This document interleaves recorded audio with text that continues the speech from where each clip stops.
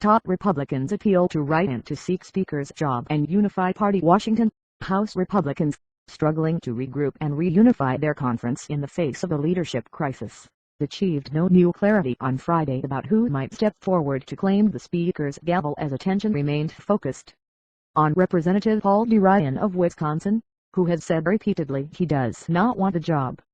Mr. Ryan, the Republican nominee for vice president in 2012 and now chairman of the Tax Writing Ways and Means Committee, is viewed by many House Republicans as perhaps the only person who could bring the conference back together, after the resignation of Speaker John A. Boehner of Ohio and a stunning decision on Thursday by the Majority Leader, Kevin McCarthy of California, to drop his bid for Speaker.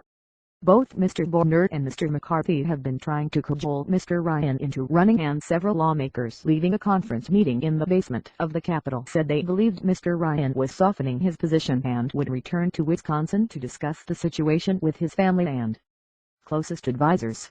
"He's a consensus candidate at this point," said Representative Boehner of California, who was standing in a hallway outside the meeting and whose comment reflected the extent to which many Republicans have refused to accept Mr. Ryan's own insistence that he is not, in fact, a candidate.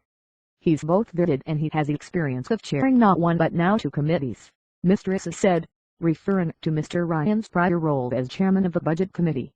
"And so what you are hearing in there is the preparatory work for a more successful conference once we find a new speaker. But you are also hearing people universally or nearly universally asking Paul Ryan to go home over the weekend and reconsider."